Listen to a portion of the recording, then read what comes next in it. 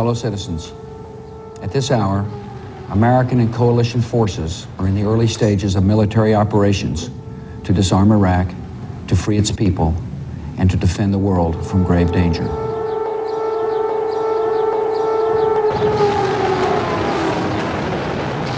It was the most intensive bombing campaign against Baghdad yet. But where I was standing on the balcony of the hotel where I'm staying, I could see building after building, one after another. I could see the bombs striking them, the missiles falling from the sky and reducing them to rubble. There were fires burning, the plumes of smoke rising hundreds of feet into the air.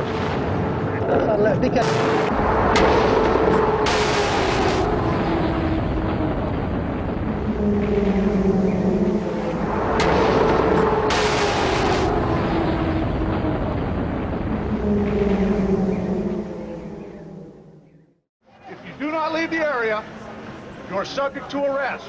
This has been determined to be an unlawful assembly.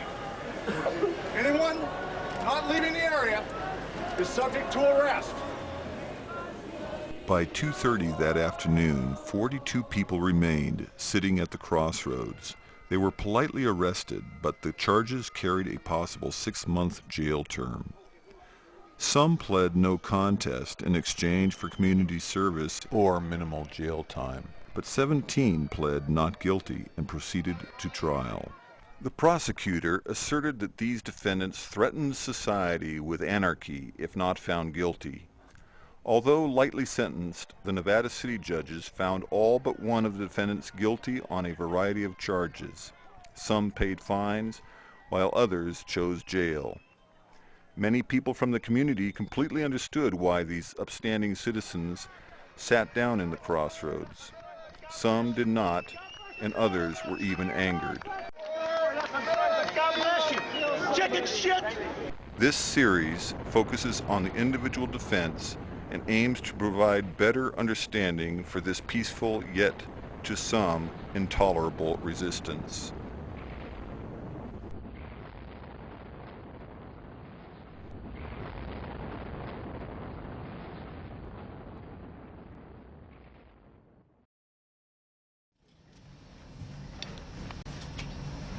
You solemnly state that the evidence you should give in this matter should be the truth, the whole truth, and nothing but the truth, something like that.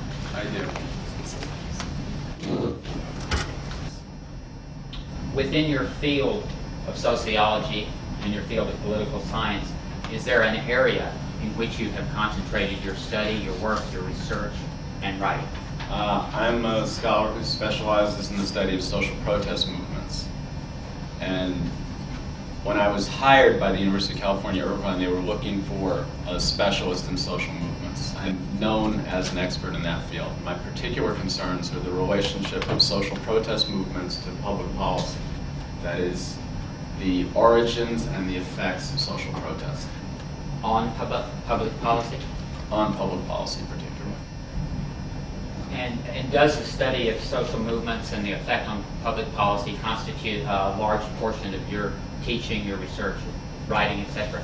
It's the largest part of my focus. And I've conducted empirical studies on peace movements, on environmental movements, on abortion rights and anti-abortion activism and their relationship to public policy.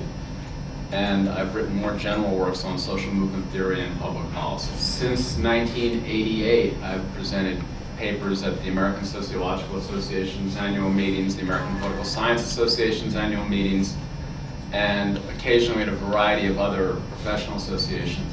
Are you charging a fee for your services? No. And are your expenses of travel and lodging being paid by someone from the defense? Yes.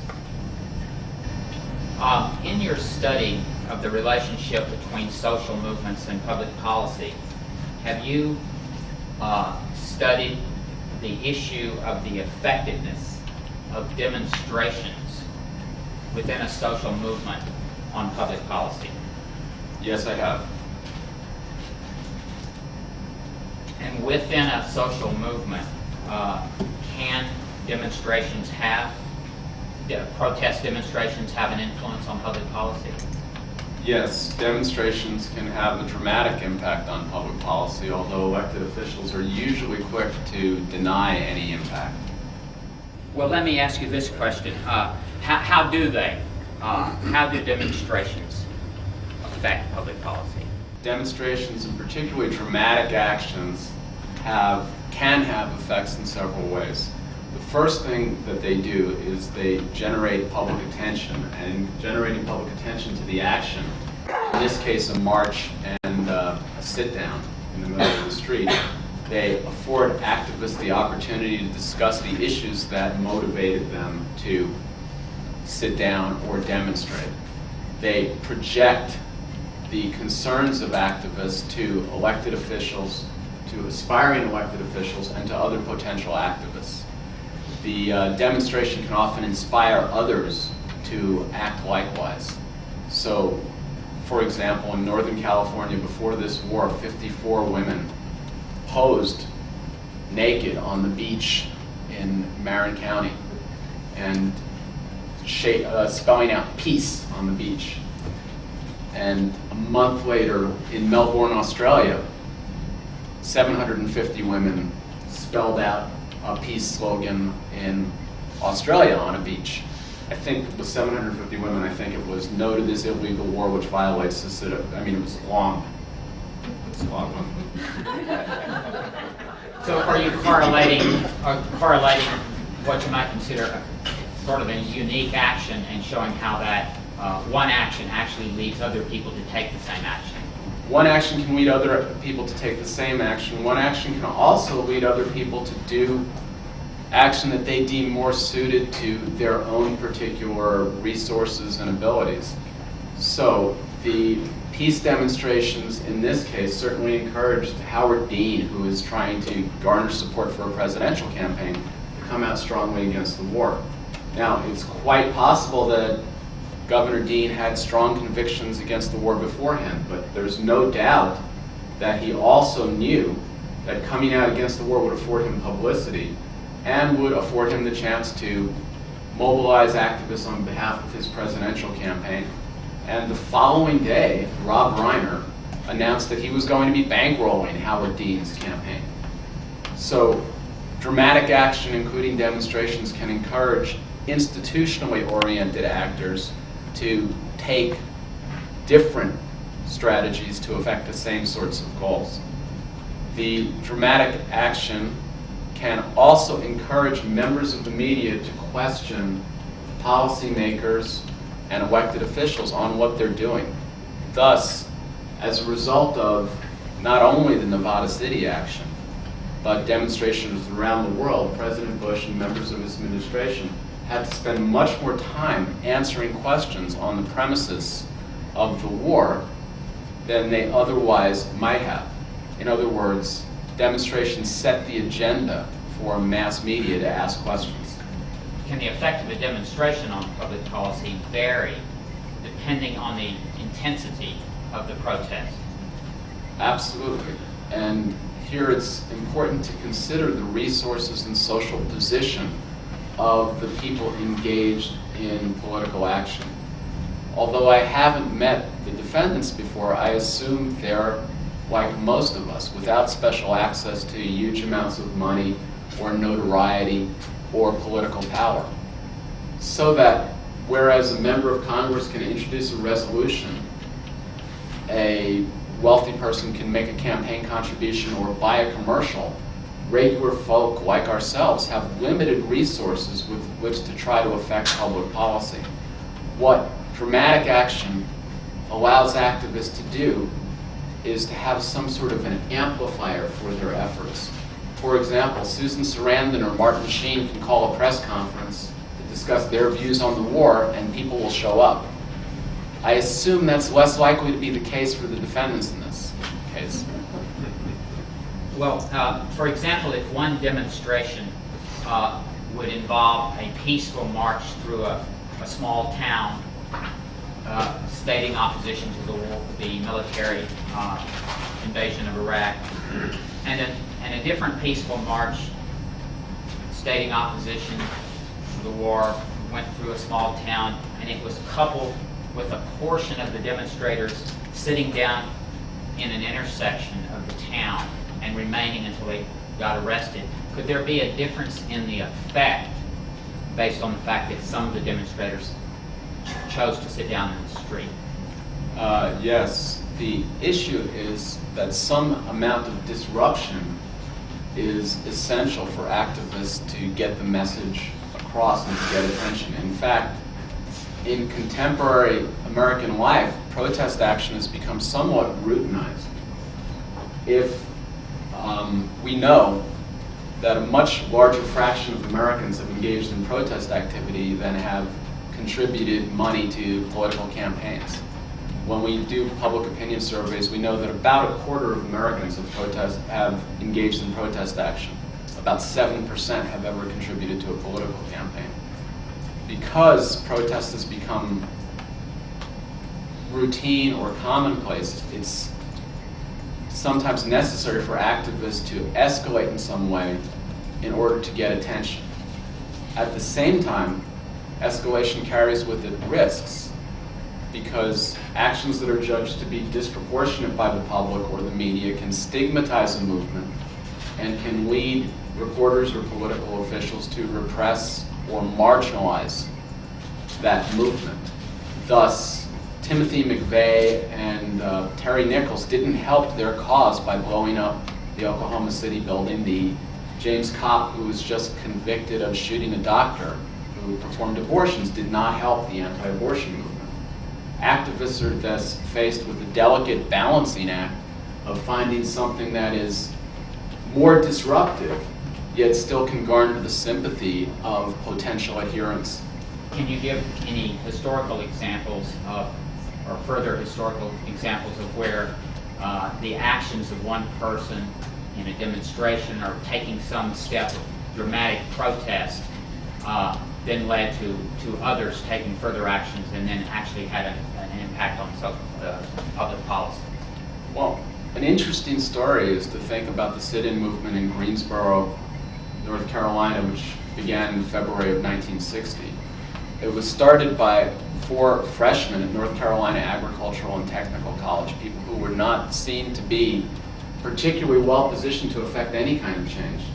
And they sat up all night on a Sunday night talking about what they could do to end segregation in the South. And they were freshmen. I imagine, and I don't know this to be a fact, but I imagine that most students were coming by and saying, "What are you going to do? I mean, we're going to desegregate the South." Of course, they said, "Well, I'm going to study for biology instead." And the following Monday morning, they went to the Woolworths counter, and 4 of them sat down and ordered coffee from the Woolworths. The Woolworths counter shut down. By the end of the week, hundreds of people, 154, I think, in Greensboro, North Carolina, sat at lunch counters to call for desegregation. That spurred the spread of a sit-in movement all throughout the South over the next 3 years that ended some elements of segregation. We could say the same thing about Rosa Parks refusing to move to the back of the bus. And something that's rarely recounted in the story of Rosa Parks is Miss Parks was the 6th person that year to refuse to honor the segregation on the buses and to be arrested. And I don't know the names of the first 5 people who were arrested because it's impossible to tell beforehand which action is going to be the one that's going to trigger broad-scale spread of a movement. We don't know. It might have been the 7th, and we wouldn't know about Rosa Parks. Did you hear Ms. Webb testify about something Daniel Ellsberg had said about President Nixon taking into consideration a protest in making public policy? Yes, and Daniel Ellsberg recounted that Nixon was not watching the ball game, that he was in fact paying attention to the demonstrators. What ball game and what demonstrators? I honestly don't know what game was on television that day. I didn't mean specifically who was playing, but I mean, what was the situation in which he said that he was paying attention to the football game? It was a moratorium on Vietnam and a large demonstration in Washington, D.C. My job is as a researcher and a scholar. And I read Richard Nixon's memoirs, RN, Memoirs of the President, published in 1978 by Grosset and Dunlop. And I think he wrote them himself because it's a terrible read. Usually presidents hire professional writers. And on pages 396 to 404, he recounts the demonstrations in the street. And he says, the demonstrations and the political disruption they caused made it impossible for him to consider or to articulate the use of nuclear weapons in Vietnam. At the time, what he publicly said was that he's president, it's his job to do what he thinks is best for the United States, and he wasn't going to let the demonstrators affect what he was doing. The book came out in 1978, long after the war in Vietnam was over, and I suspect that few of the activists who were at the moratorium actually slogged through the memoirs up to page 396 to see this story. The important thing here is that politicians are understandably loath to give credit to movements. We can't imagine a politician or President Bush saying, well, you know, we were going to occupy Iraq for 11 years or forever, but we couldn't do it. Had to stop the war, even though I thought it was a good idea because the demonstrators were out there. Such an admission would be seen as weakness, and such an admission would be encouraging other activists to take similar stances. Because politicians don't publicly credit movements, particularly contemporaneously, does not mean that those movements don't wind up having effects, large effects. In the case of peace movements, we also know that President Johnson chose bombing targets to minimize civilian casualties in Vietnam in an effort to minimize protest and disruption. We also know that as a result of the demonstrations against Vietnam, the American military adopted a new strategy, first called the Weinberger Doctrine, then called the Powell Doctrine, which called for very massive deployments of force when force was used, with clear goals, with victory imminent or clear in vision over a relatively short period of time, again to minimize the effect of peace movements and to obviate the development of peace movements. We know that from reading Caspar Weinberger's memoirs, from reading Colin Powell's memoirs. And again, I don't think that most activists are doing this. I also don't think that activists in protesting against the Vietnam War were looking for bigger, faster wars. But that was nonetheless an effect of the movement against the war in Vietnam.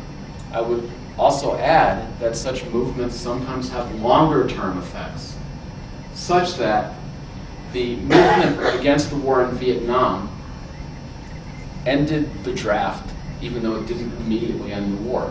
It kept the United States out of Kampuchea/Cambodia in the late 1970s, although that was something George McGovern argued that the United States should pursue.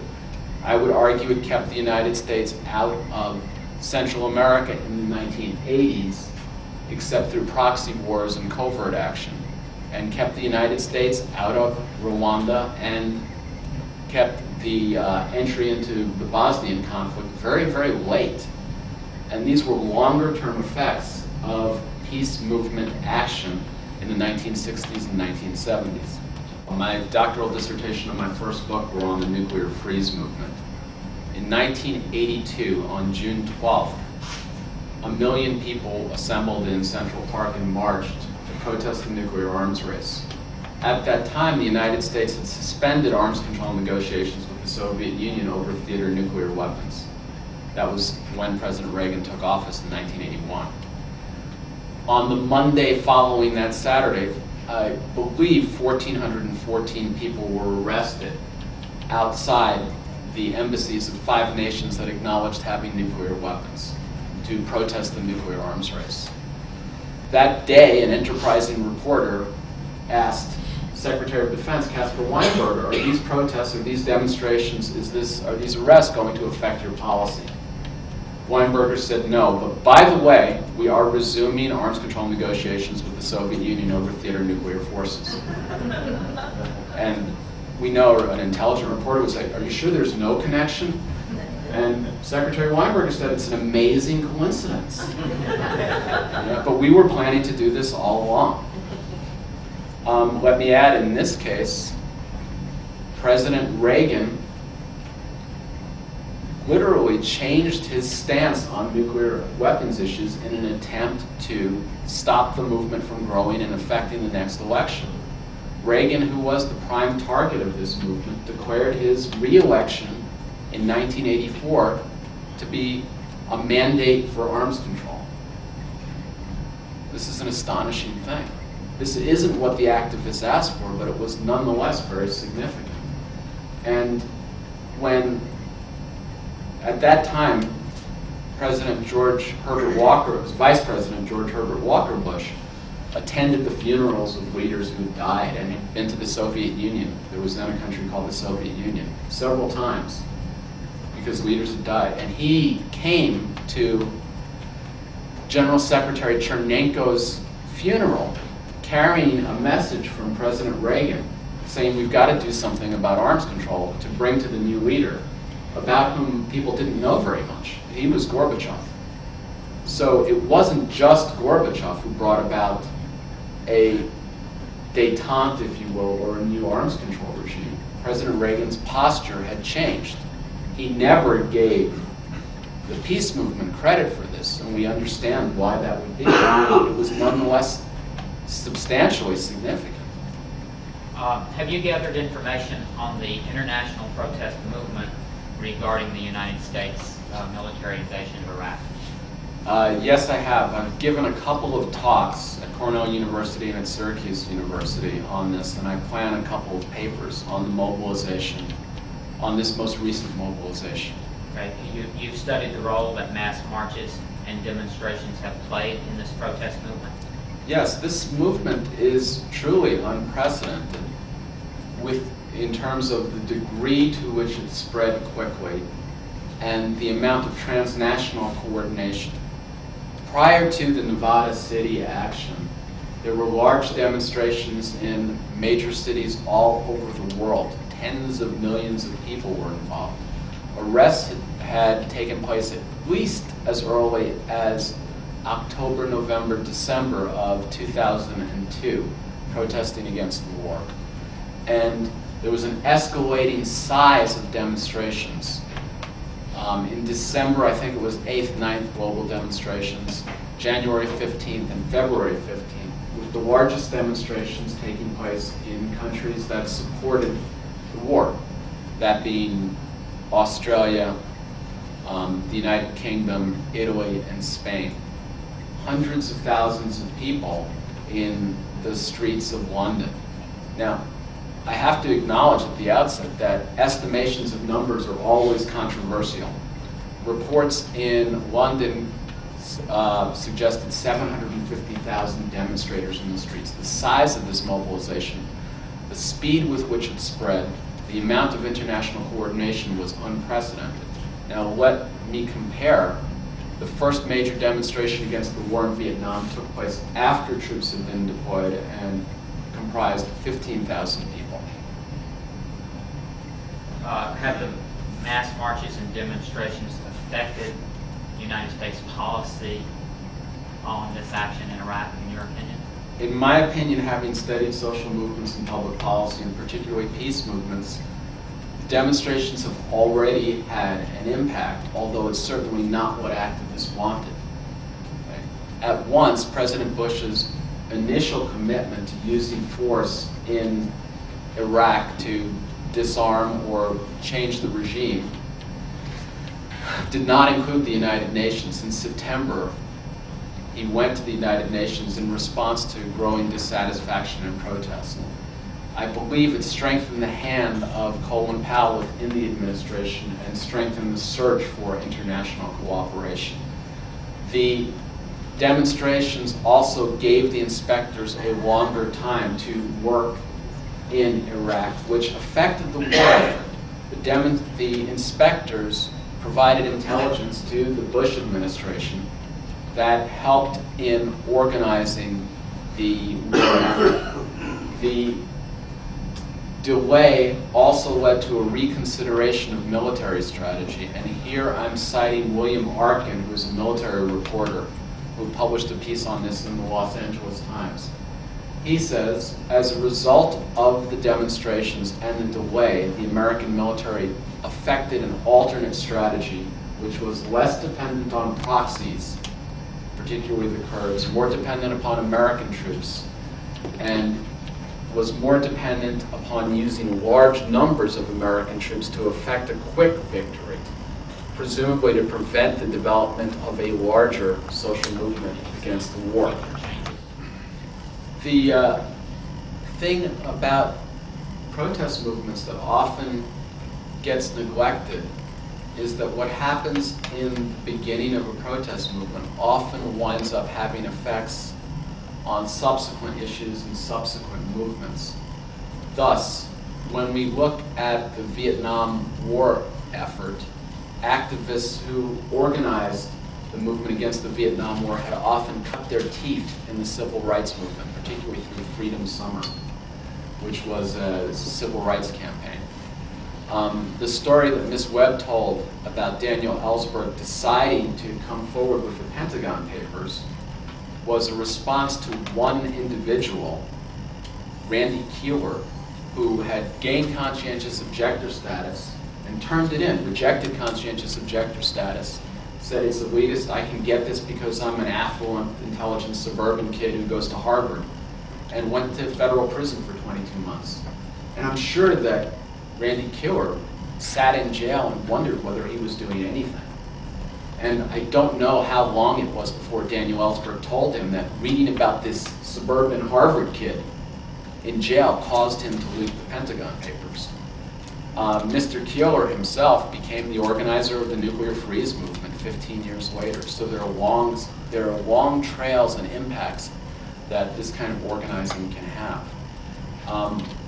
I would suspect, knowing nothing about the particular defendants, that this is not the last time they'll be involved in political action, and that people who were engaged, inspired, provoked by their efforts on the day of the action are likely to do other things, not just marches and demonstrations, but writing congressmen, sending letters and emails, engaging in the virtual marches, and other kinds of public service. This is the way protest action works.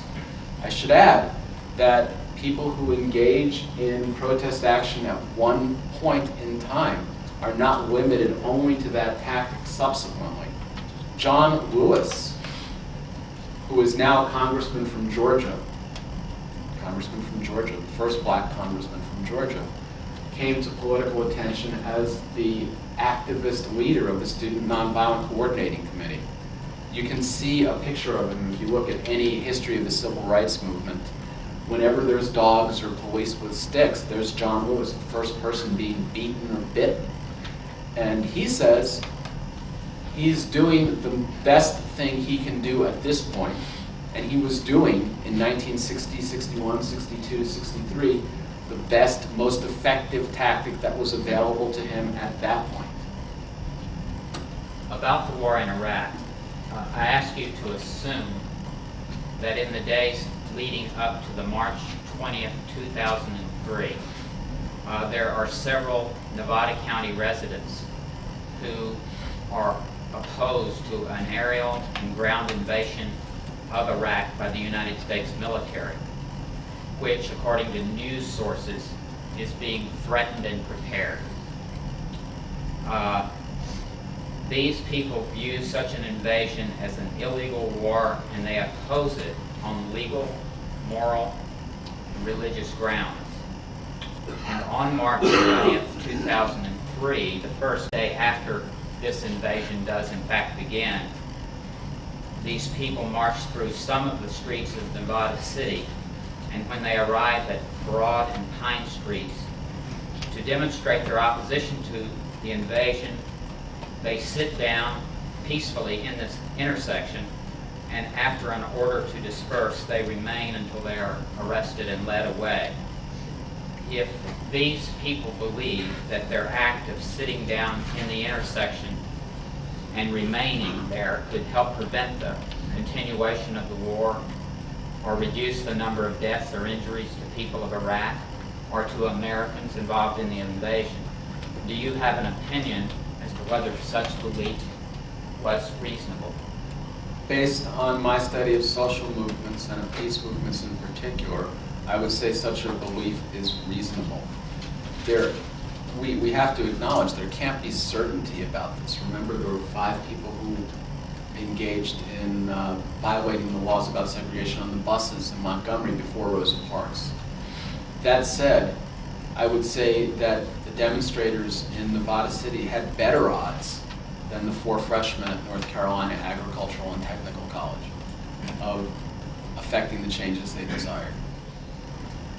Immediately, the action in Nevada City, particularly leading up to the arrest, generated more publicity, not only here, but around the country over internet networks, than a demonstration without arrests would have generated. The fact that the defendants are making their case in a courtroom extends the story and extends the scrutiny of their beliefs and their concerns. And that allows others to organize around that. It may also inspire others to act accordingly. Such dramatic action is sometimes served as the basis of ongoing organizing. And importantly, it's not only the dramatic action that gets replicated, it is institutional political activity at the same time. Does just the raising of an intensity level of the demonstration increase the chances of a positive social change in the way that the demonstrators hope to achieve, as long as it's not taken so far as to start being counterproductive as the examples you used earlier of people who murdered? Raising the intensity raises the visibility, and activists are faced with the difficult challenge of getting attention without getting disproportionately negative attention. That said, a moderate disruption, such as caused by the Nevada City protests, as I understand it, seems a reasonable and almost modest step in the context of the concerns they express. Would you take into consideration in determining whether the step was modest or not the particular date that it happened? Absolutely.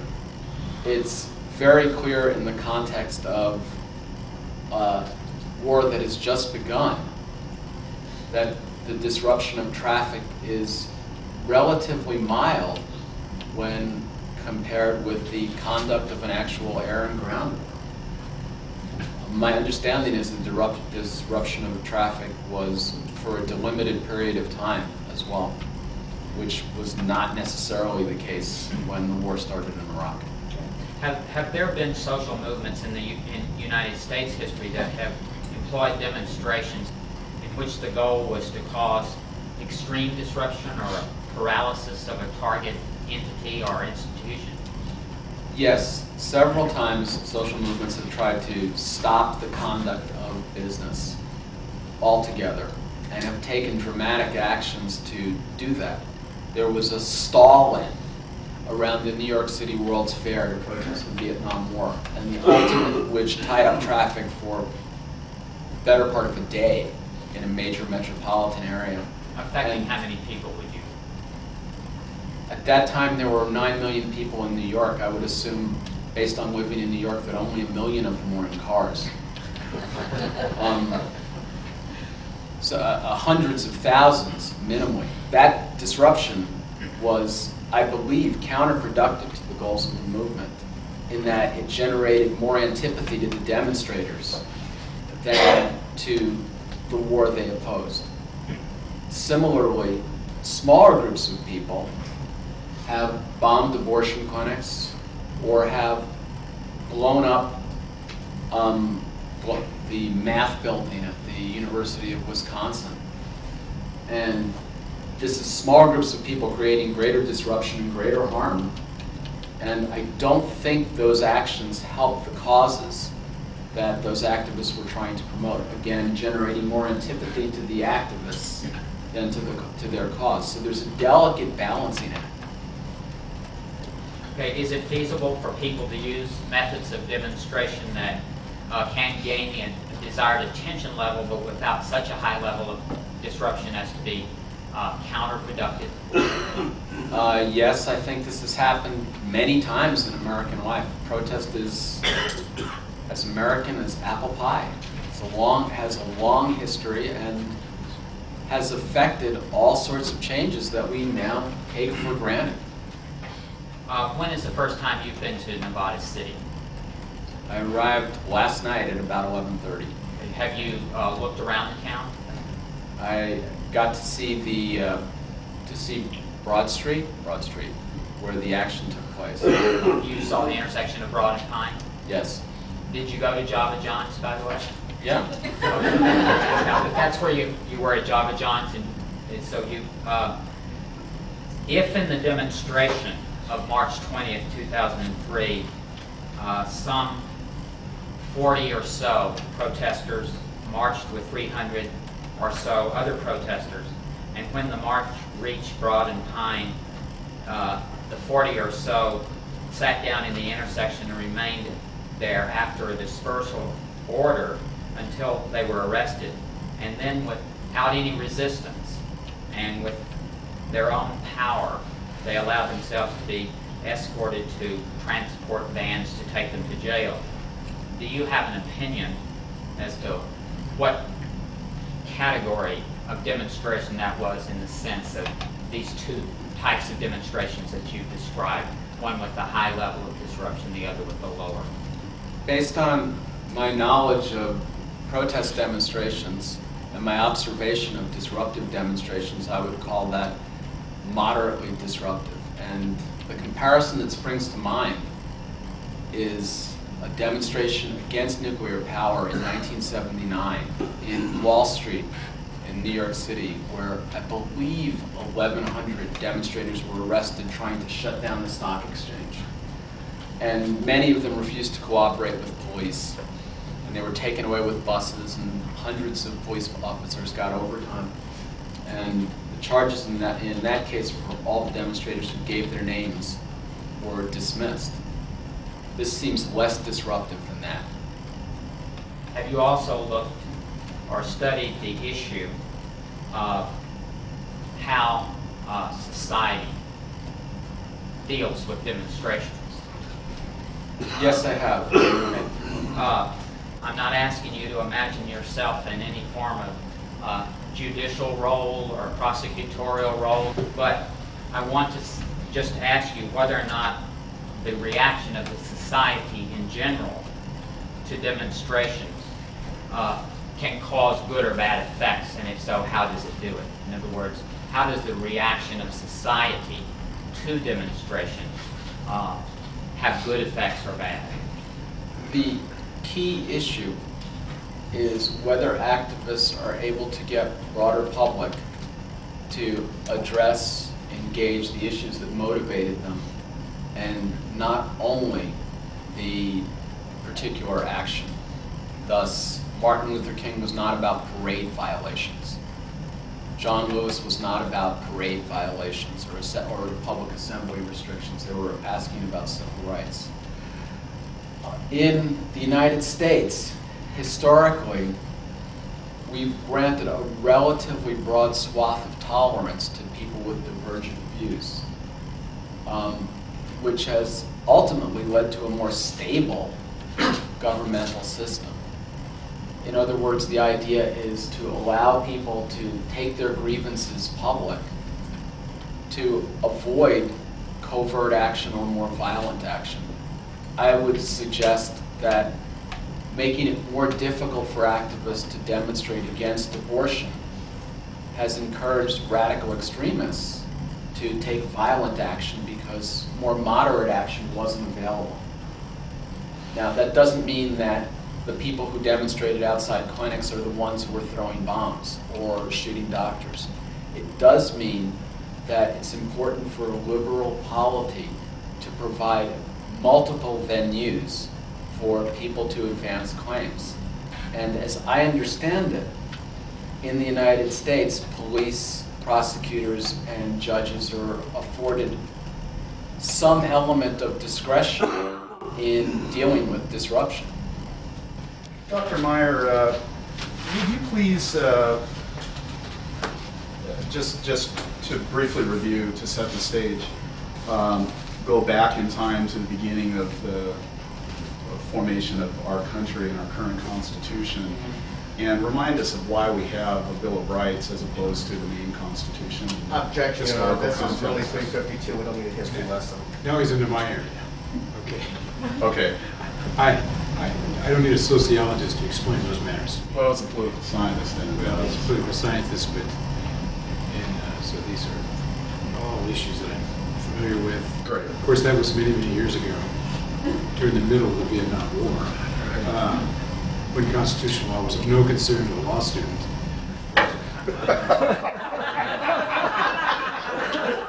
Point made, Your Honor.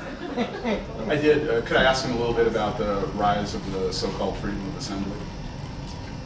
I know it's important for the parties in this case to present, put on the record these issues. But in terms of my function as a trial judge, it simply doesn't do me much good. If you want to spend a few moments on it, I'll allow it. I think just a couple, if that's okay.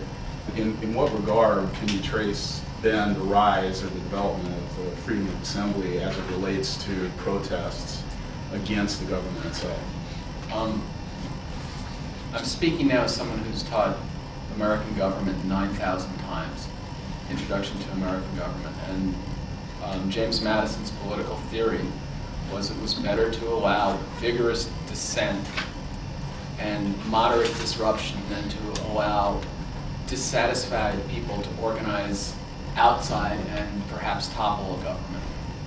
And that's about the Bill of Rights, and that's about the separation of powers. And it's detailed in Federalist Number 10, on which I confess that I've read thousands of papers. And with regard to Thomas Jefferson, did he similarly believe in that particular area? Your Honor, objection. It's clearly hearsay about Thomas Jefferson. Who heard him say that? What's the state of the objection?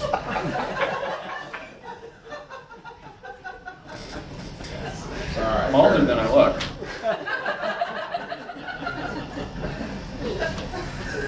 What I wanted to get at through this was your comment earlier about activists feeling at times that they must become somewhat more disruptive, was the term you used, and they must weigh that against the negative consequences.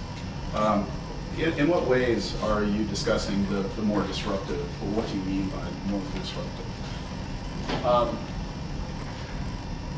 We know that prior to the onset of the war, that at least half of the American people, 60% according to some polls, were dubious about the premises of the war. Most people didn't demonstrate. Most people didn't write letters. Most people didn't send emails. Most people didn't do anything. And the people who ended up demonstrating and the people who ended up getting arrested are, and I'm not speaking about these defendants in particular, but historically, almost invariably, people who've done all those other things. And when one particular line of action seems not promising, activists are faced with either waiting for the next election, which is problematic when you consider imminent harm, and problematic because elections are very crude mechanisms for affecting policy. Candidate Bush did not campaign as someone who would be engaged in a nation-building project abroad. So you can wait for the next election, you can say you can give up, or you can find some way to escalate. And activists are prospecting, trying to find ways to do that. And within any social movement, there are activists doing a whole range of activities. I mentioned the bare-breasted women of Marin County because it was the only completely new tactic that I heard of in this movement. But there was also a virtual March on Washington in which activists tried to make it impossible for the email systems to work by bombarding the Capitol with emails. I guess that's new also, though it's less dramatic and visible. And nobody knows for certain before they start what the ultimate impact of what they do is. People are making their best guesses. I want to ask you, though, in some of the specific instances you gave, Rosa Parks, for instance, the Woolworth counter sit-ins, Randy Keeler, these folks were choosing to get arrested, were they not?